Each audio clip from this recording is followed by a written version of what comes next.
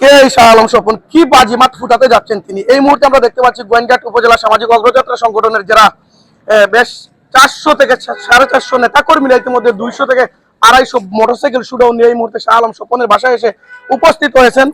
আমরা ওনাদের কাছে যাব এবং কি মেসেজ দিয়ে শাহ আলম স্বপনের বাসায় হঠাৎ করে আপনারা মানে গোয়েন্দাঘাট উপজেলা সামাজিক অগ্রযাত্রা সংগঠনের নেতৃবৃন্দ আসলেন, মানে কি মেসেজ নিয়ে আসলেন? আসসালামু আলাইকুম। আমরা গোয়েন্দাঘাট উপজেলা অগ্রযাত্রা সংগঠনের সকল সদস্যবৃন্দ নেতৃবৃন্দ যাও আজকে ওইনে উপস্থিত হয়েছি। শাহ আলম স্বপন ভাইকে আমরা ছোট মানতে খুব ভালোবাসি। উনি একজন রাজনীতিবিদ মানুষ, সামাজিক গরিব দুঃখী সব শ্রেণীর মানুষের লাগি মেনটেন করি চলার মতো একজন দক্ষ মানুষ। আজকে ঈদ উপলক্ষে আমরা ওনার বাড়িতে মেহমান হিসাবে আইছি। আর পাশাপাশি জাতীয় সংসদ নির্বাচন যে আমরা জাতীয়তাবাদী দলের পরিবারের সব লোক আমরা যে নির্বাচন করছি, শাহ আলম স্বপন ভাই আমরা সব ধরনের সহায়তা করছেন, আর্থিক অবস্থার দিক দিয়ে সব দিক দিয়ে আমরা যোগাযোগ করছেন। এখন তো আমরা সিলেট সাইর আসনের যে এমপি সাহেব উনি তো মন্ত্রিত্ব পেয়ে গেছেন, উনি বিজি মানুষ।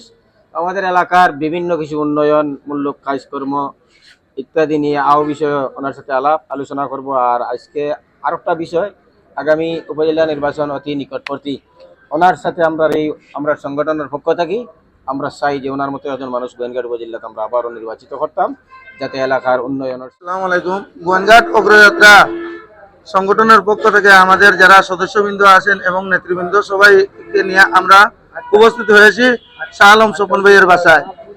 মূলত পেশি সরকারের আমলে উনি যতটুকু নির্যাতিত হয়েছেন এগুলা বাসায় ভাই প্রকাশ করার মতো না।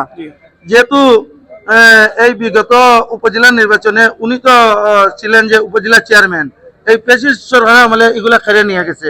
এখন আমরা শুনতে পারছি যে আগামী যে উপজেলা নির্বাচনে প্রতিদ্বন্দ্বিতা অনেকেই আছেন। যেহেতু নির্বাচন আছে অনেকেই তারা আগ্রহী হচ্ছে যে নির্বাচন করার জন্য।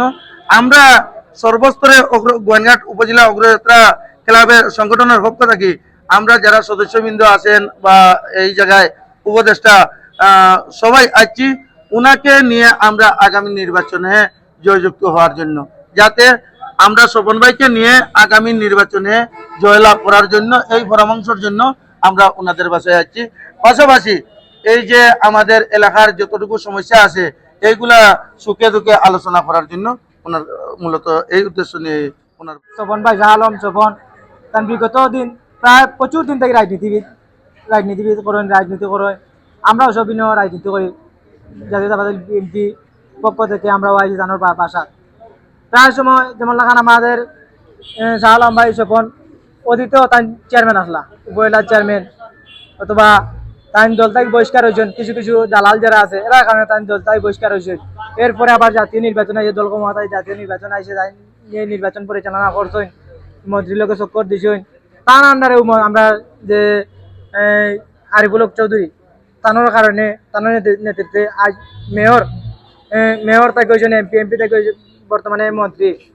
এই সহযোগিতার কারণে, কারণ মেয়র খুব ভালো এক মানুষ। তার নেতৃত্বে আমরা চাই যে আগামী ভবিষ্যৎ যে সময় নির্বাচন হয়, নির্বাচন সময় আমরা চাই যে উপজেলা চেয়ারম্যান শাহ আলম স্বপন ভাইকে। শাহ আলম স্বপন ভাই যদি এই আরিফুল হক চৌধুরীর সাথে সংযুক্ত না হইতা তাহলে এত বিপুল ভোটে জয়লাভ করাটা সম্ভব ছিল না। এবং কি শাহ আলম স্বপন ভাইয়ের যে যখন আরিফুল হক চৌধুরী টিকিট পান নাই তখন উনি বলছিলেন উনি যদি পাস করেন মন্ত্রী হবেন, সেই কথাটি আমরা দেখতে পাচ্ছি ইতিমধ্যে একদম 100-100 মিলে গেছে।